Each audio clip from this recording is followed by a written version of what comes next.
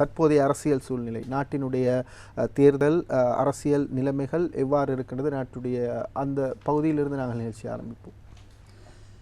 ஆம், அரசியல் சூழ்நிலை எவ்வாறு இருக்கின்றது என்றால், வெகு விரைவில் ஜனாதிபதி தேர்தலுக்கான அறிவித்தல் வர இருக்கின்றது. அதனைத் தொடர்ந்து வேட்புமனு தாக்கல் செய்யப்பட இருக்கின்றது.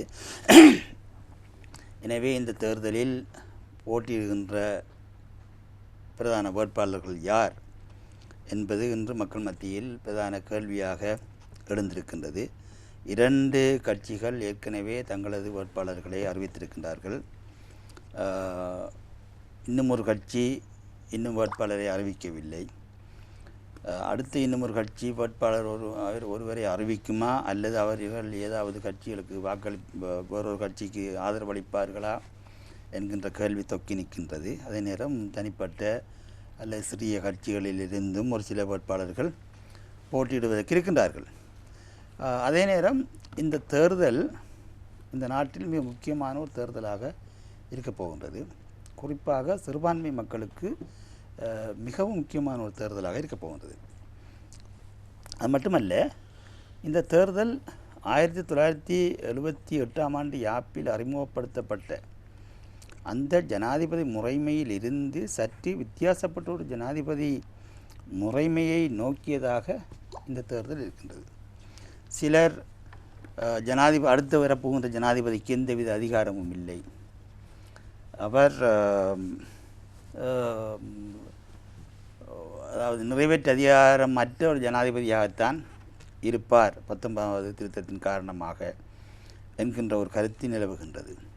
நேற்று கூட ஜனாதிபதி அவர்கள் கூறியிருக்கின்றார், எதிர்கால அடுத்த ஜனாதிபதிக்கு அதிகாரம் இருக்கப் போவதில்லை, பிரதமர் தான் அதிகாரம் உள்ளவராக இருக்கப் போகின்றார் என்று ஜனாதிபதி கூட கூறியிருக்கின்றார்.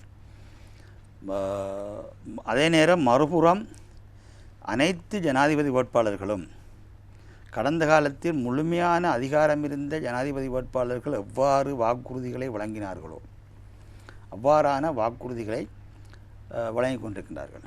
நான் வந்தால் அப்படி செய்வேன், இப்படி செய்வேன், அரசியலமைப்பை மாற்றுவேன் அல்லது தேர்தல் முறையை மாற்றுவோம், அடிப்படைவாதத்தை ஒழிப்போம், தீவிரவாதத்தை ஒழிப்போம் எல்லாம் அனைத்தும் அந்த ஜனாதிபதியிடம்தான் இருக்கின்றது என்பது போல் அவர்கள் பிரச்சாரங்களை செய்கின்றார்கள்.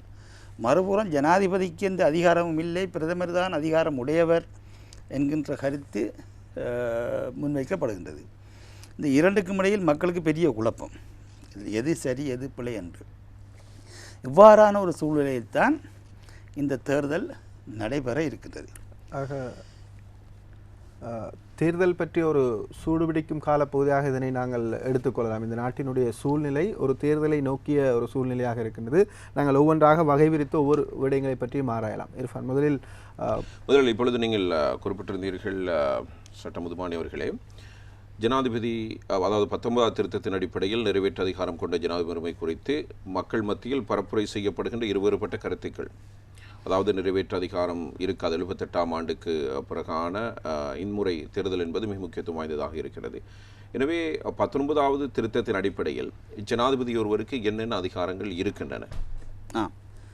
அதாவது பிரதானமான அதிகாரங்களை குறிப்பிடுவதாக இருந்தால் 1978ஆம் ஆண்டு அறிமுகப்படுத்தப்பட்ட யாப்பில் நிறைவேற்று அதிகாரம் ஜனாதிபதிக்கு வழங்கப்பட்டது.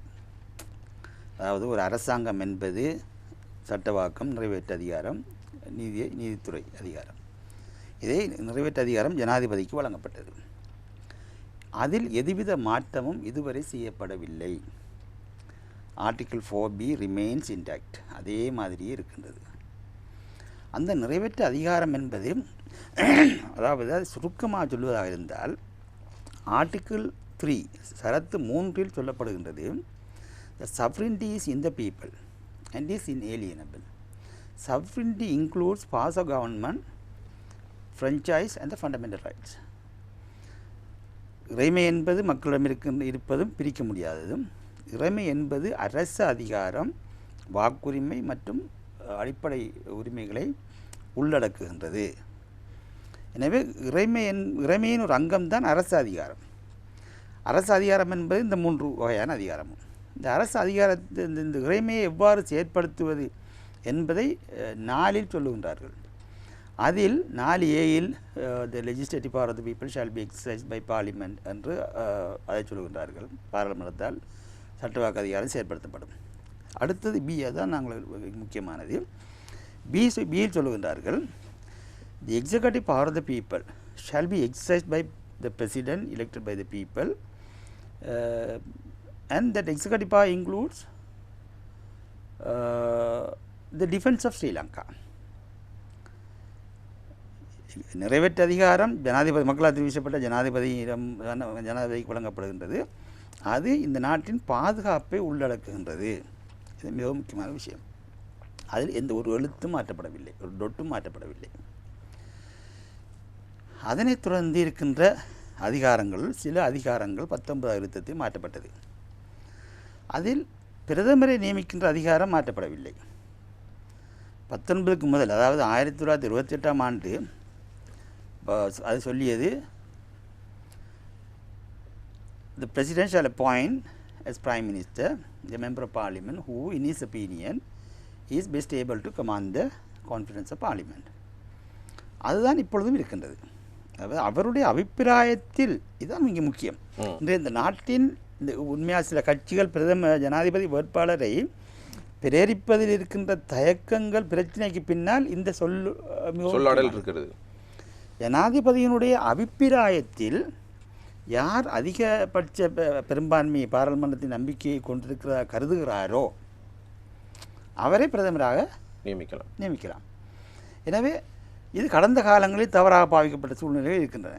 2004ஆம் ஆண்டு சந்திரிகா அவருக்கு பெரும்பான்மை இல்லாத போதும் அவர் ஒரு பிரதமரை நியமித்துவிட்டு பெரும்பான்மையை தேடினார். உண்மையில் இந்த இன் ஹிஸ் ஒப்பீனியன் அல்லது இந்த பிரசிடென்ட்ஸ் ஒப்பீனியன் என்கின்ற அந்த சொற்றொடர், அந்த ஃப்ரேஸ், ஏபிஆர்சியில் நாங்கள் புதிய யாப்பு பற்றி பேசிக்கொண்டிருந்த இருந்த காலகட்டத்தில் நான் மிகவும் கடுமையாக எதிர்த்தேன். அதை எடுத்து விடுங்கள். President shall appoint as Prime Minister the member of Parliament who is best able to command the confidence of Parliament. எதற்காக who in his opinion is best able to command the confidence of Parliament என்று சொல்லணும். அவருடைய அபிப்பிராயத்தில் ஏன் சொல்லணும்? அங்கே தான் சப்ஜெக்டிவாக மாறுது. ஆனாலும் அது இன்னும் இருக்கின்றது. இந்த சூழ்நிலையில் ஜனாதிபதியாக தெரிவு செய்யப்படுகின்ற ஒருவர், அதாவது ஜனாதிபதி ஒரு கட்சியிலும் அதன் பிற்பாடு பாராளுமன்றத்தின் பெரும்பான்மை இன்னும் ஒரு கட்சிக்கும் சென்றால் பெரும்பாலும் அந்த கட்சியின் தலைவரைத்தான் அவர் நியமிக்க வேண்டிய சூழ்நிலை வரும். அதே நேரம் இருவரும் ஒரே கட்சியைச் சேர்ந்தவர்களாக இருந்தால், ஒரே கட்சி ஜனாதிபதி ஒரே கட்சி பாராளுமன்றம் என்றால், அங்கு சிலவேளை அந்த கட்சியின் தலைவரை அல்லது பிரதானியை அந்த ஜனாதிபதிக்கு பிடிக்கவில்லை என்றால் இன்னும் ஒருவரை அவர் நியமிக்கலாம்.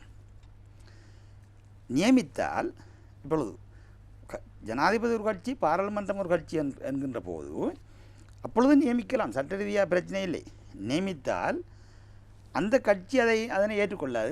சிலவேளை அவர் பிரதமர் பதவி ஏற்றுக்கொள்ள மாட்டார். அவர் நியமிக்கின்ற இன்னும் ஒருவர் அவ்வாறு தான் ஏற்றுக்கொண்டாலும் அந்த கட்சி அந்த தலைமைத்துவத்தின் பின்னால் நிற்கும். அந்த அவர்களுக்கு பெரும்பான்மை இருக்கும். அல்லது சிலவேளை ஜனாதிபதி, உதாரணமாக எக்ஸ் என்ற கட்சியில் ஜனாதிபதி வருகின்றார், Y என்கின்ற கட்சி பாராளுமன்றத்தில் பெரும்பான்மை பெறுகின்ற பொழுது அதனை புறக்கணித்து எக்ஸ் என்று தன்னுடைய கட்சியிலிருந்து ஒருவரை அவர் பிரதமராக நியமித்தால் அவருக்கு எதிராக நம்பிக்கையில்லா பிரேரணை கொண்டு வந்து தோற்கடிப்பதற்கான வாய்ப்பெல்லாம் இருக்கின்றது. எனவே நடைமுறையில் அந்த பெரும்பான்மை பெற்ற கட்சியின் தலைவரை பிரதமராக நியமிக்க வேண்டிய நிலைமை ஏற்படுகின்றது. ஒரே கட்சியில் பாராளுமன்றமும் ஜனாதிபதியும் என்றால் அந்த தலைவரை புறக்கணித்து இன்னும் ஒருவரை அவர் பிரதமராக நியமித்தால் அங்கு கட்சிக்குள் பிளவு ஏற்படும். பிளவு ஏற்படுகின்ற பொழுது அந்த தலைவர் தனது கட்சியிலிருந்து நியமிக்கப்பட்ட அந்த பிரதமருக்கு எதிராக நம்பிக்கையில்லா பிரேரணை கொண்டு வந்து வெற்றி பெறுவது என்பது சிரமம். ஏனென்றால் அந்த கட்சியில் கணிசமான எம்பிக்கள் அந்த ஜனாதிபதியின் பக்கம் போய்விடுவார்கள். இந்த நிலையில்தான் சில கட்சி தலைவர்கள் தான் போட்டியிடாத சூழ்நிலையில் தனது கட்சியிலிருந்து தனக்கு இசைவாக செயற்பட மாட்டார்கள் என்று சந்தேகப்படுகின்றவர்களை வேட்பாளராக பெயரிடுவதற்கு அவர்கள் தயங்குகின்றார்கள். ஏனென்றால் அவ்வாறு நியமித்தால் இவருடைய கட்சி தலைமை அத்துடன் முடிந்துவிடலாம் என்கின்ற சூழ்நிலை. எனவே அந்த பிரதமர் நியமனத்தில் இவ்வாறு ஜனாதிபதிக்கு அதிகாரம் இருக்கின்றது. இரண்டாவது, அமைச்சர்கள் நியமிக்கின்ற விடயத்தில் ஜனாதிபதி வெறும் ரப்பர் ஸ்டாம்ப் மட்டும்தான். பிரதமர் சொல்லுகின்ற வரைத்தான் ஜனாதிபதி அமைச்சராக நியமிக்கலாம்.